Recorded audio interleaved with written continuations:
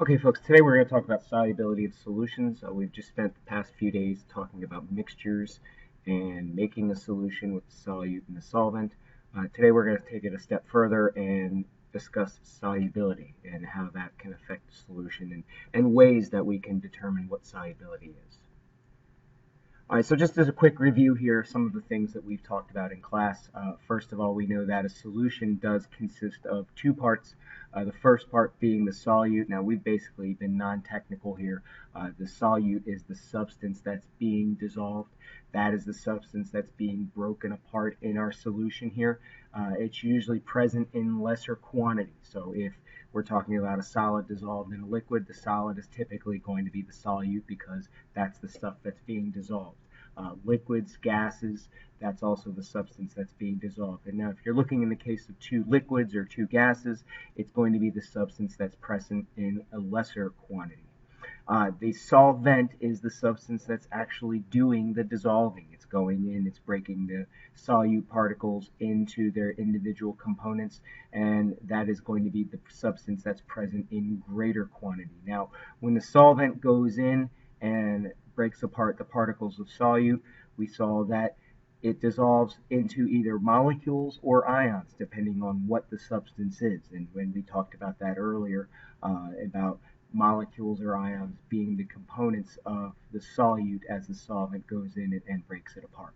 But today we want to talk about concentration. Now, concentration has to do with essentially the same thing as density. And we've done density in the previous unit. We knew that to find density, it was mass divided by volume. But for concentration, we need to know essentially the density of the solution. Now, the components that we're going to use, we need to know how much solute we have, or the amount of solute by mass, as well as the amount of solvent we have by volume. And then to calculate, we essentially take the mass of our solute divided by our volume of solvent. Now, the nice thing here is, as far as being able to calculate, we can still use pretty much the same units that we did with density. With mass, we typically deal with grams. For volume, we either deal in terms of milliliters or liters, because volumes or solvents typically are going to be liquids or gases, so it would be most appropriate to use capacity units. So milliliters and liters are what we're commonly going to find as far as what our volume is going to be. So we're looking in terms of units of grams per milliliter or grams per liter. And then to find our concentration, we divide. So here's an example. 250 grams of salt is dissolved in 2 liters of water. Well, we know two things here. We know our mass of our solute, which is 250 grams of salt. We know the volume of our solvent, which is 2 liters. So essentially now, to find our concentration, all right, we do just like we did with density. We take our 250 grams, which is what we have. We have 2 liters of water as our volume of solvent, and that, through our math here, gives us 125 grams per liter. So that's saying in this solution, even though I have 250 grams of solute, even though I have 2 liters of volume, my concentration is given in grams per liter, or 1 liter of solvent. So that comes out to 125 grams per liter. That is my mass for that particular solution. So again, a lot of it's like density, and then if you're having some difficulty with that, I would go back and double check your density notes.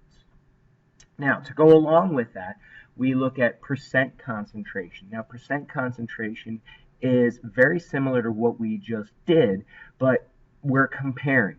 If we look at our solutions down here at the bottom, going from a very dilute solution to a concentrated solution, we notice that the colors, as we move to a more concentrated solution, become darker and darker, and that just means we have more solute dissolved.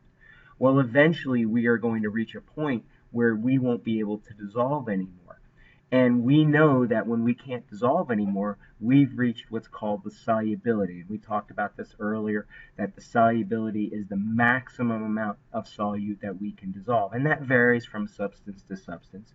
But in percent concentration, what we're doing is we're comparing what we have, how much we actually have dissolved per liter, to the maximum amount. And what that does is that tells us a little bit about the state of the solution. Now, the state of the solution, solid, liquid, or gas, that's not what we're talking about. We're going to be talking about the state of solution is whether it's saturated, unsaturated, or supersaturated, but I'll discuss that here in a minute. So how do I find percent concentration? I take my concentration, which is what I have. This is typically what we calculate, whether it's through our regular calculations or through our lab experiments. Our solubility is a given amount. This is what it's supposed to be at that particular temperature.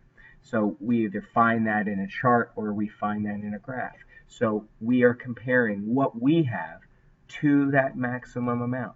So let's say, for example, I have 50 grams per liter of a solution and its solubility is 100 grams per liter. Well, the units will cancel each other out. We then multiply by 100, and if I do my math here, I'm going to have a 50% solution. So what that's telling me is I have dissolved 50% of the maximum amount of solute of that particular solution at that particular temperature. So again, this is something that we've done before, something very similar to this, but we're comparing what we have to the maximum amount. Now, when we talk about the states of the solution, and I'm not talking solids, liquids, and gas here, I'm talking about how solutes dissolve in solvents. Now, most of the time, we get what's called an unsaturated solution, and that means that we've dissolved less than the maximum amount, essentially less than the solubility. So I can always dissolve more solute. So when you add a teaspoon of sugar to your iced tea, chances are it's an unsaturated solution because that sugar dissolves right into the liquid. In the case of our percent concentration, it means we have a percent concentration less than 100%. So if we did the calculation on the previous slide and we get something less than 100%, that means I have an unsaturated solution. A saturated solution means we've reached the maximum amount. We can't dissolve any more solute because essentially we've reached the solubility. In our percent concentration, it's equal to 100%. So I know that once I've reached my saturation point or once I've reached my solubility, I can't dissolve more. If I try to dissolve more, it will actually just fall to the bottom. There is a limit to how much I can dissolve.